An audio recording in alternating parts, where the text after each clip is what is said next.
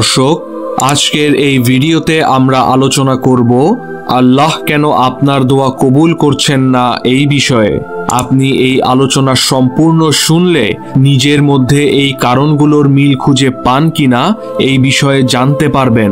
সুতরাং ইনশাআল্লাহ আমরা এই আলোচনাটি সম্পূর্ণ শুনব এবং আমাদের কারো মধ্যে এই মিলগুলো থাকলে নিজেদের শুধরে নেব।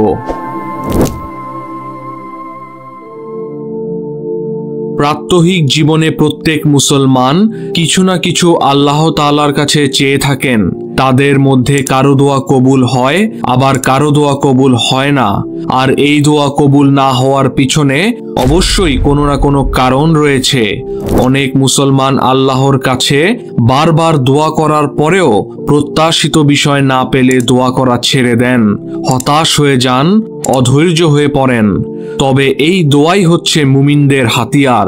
দোয়ার মাধ্যমে অসম্ভবকে সম্ভব করা যায়, এমনকি দোয়ার ফলে ভাগ্যও ঘুরে যায়। পবিত্র কোরআনে আল্লাহ বলেন, তোমরা আমার কাছে দোয়া করো, আমি তোমাদের দোয়া কবুল করব। রাসূলুল্লাহ সাল্লাল্লাহু আলাইহি সাল্লাম বলেছেন, দোয়া ছাড়া আর কিছুই আল্লাহর সিদ্ধান্তকে বদলাতে পারে না। তবে এই দোয়া কবুল না হওয়ার পেছনে বেশ কিছু কারণ রয়েছে। এই কারণগুলোর মধ্যে 6টি প্রধান কারণ উল্লেখযোগ্য। সেগুলো হলো: হারাম কাজে লিপ্ত থাকা। দোয়া কবুল হওয়ার অন্যতম শর্ত হচ্ছে হারাম খাদ্য, বস্ত্র, পানীয় ইত্যাদি পরিহার করা। হারাম উপার্জনে নিজেকে সম্পৃক্ত করে যতই দোয়া করা হোক তা আল্লাহর দরবারে গৃহীত হয় না।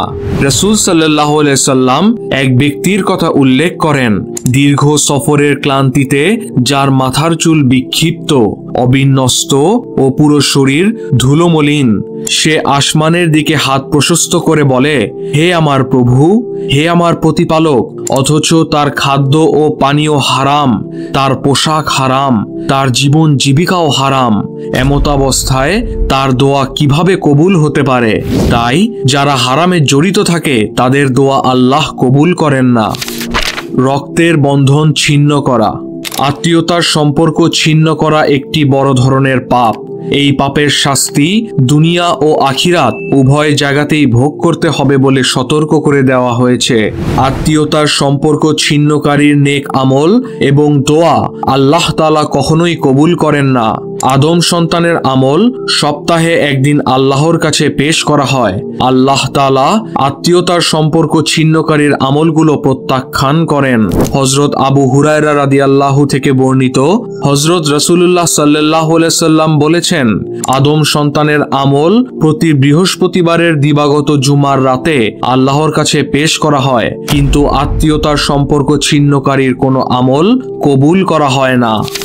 সহজেই নিরাশ না হওয়া।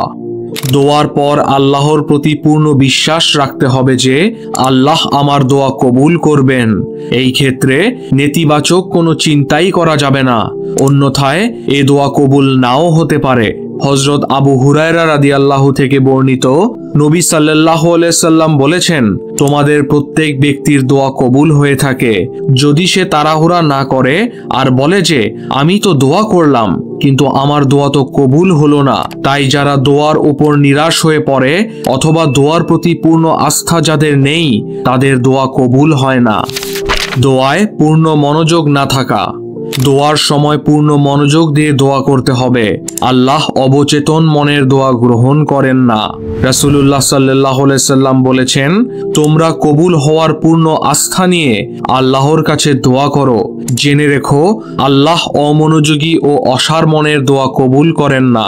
দোয়ার সুন্নত তারিকা হলো আল্লাহর প্রশংসা এবং রাসূলুল্লাহ সাল্লাল্লাহু আলাইহি সাল্লামের উপর দরুদ পড়ে দোয়া করা, বিনয় কাকুতি মিনতি করে দোয়া করা এবং দোয়া কবুলের ব্যাপারে তাড়াহুড়া না করা।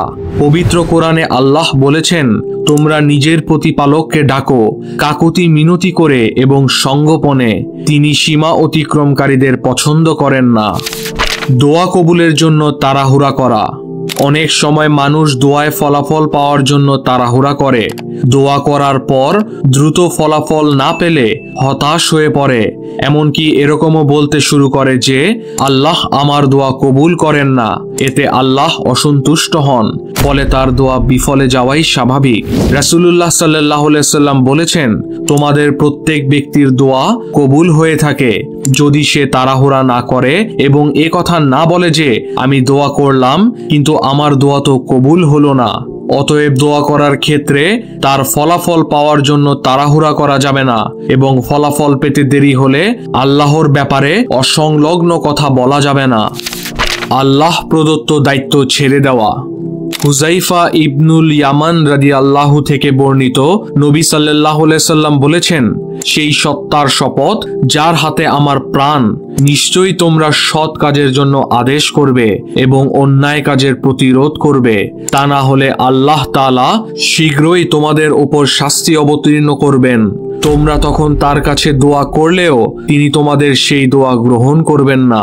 সুতরাং এ থেকে বোঝা যায় যারা অসৎ ও অন্যায় কাজে জড়িত থাকবে তাদের দোয়া আল্লাহ কবুল করবেন না। দর্শক, এই ছিল আপনাদের দোয়া কবুল না হওয়ার 6টি কারণ। এই মিলগুলো যদি আপনার মধ্যে খুঁজে পান তাহলে আল্লাহর কাছে বেশি বেশি তওবা করবেন। সম্ভব হলে ওযু করে কিবলামুখী হয়ে আল্লাহর কাছে মাফ চাবেন। নিজের গুনাহের কথা স্বীকার করে আল্লাহর নেয়ামতের স্বীকৃতি দেবেন। মহান আল্লাহ আমাদের সবার ত্রুটি বিচ্যুতি ক্ষমা করুন। সবাইকে দোয়া কবুলে প্রতিবন্ধক অভ্যাসগুলো ত্যাগ করে সঠিকভাবে দোয়া করার তৌফিক দান করুন। আমিন।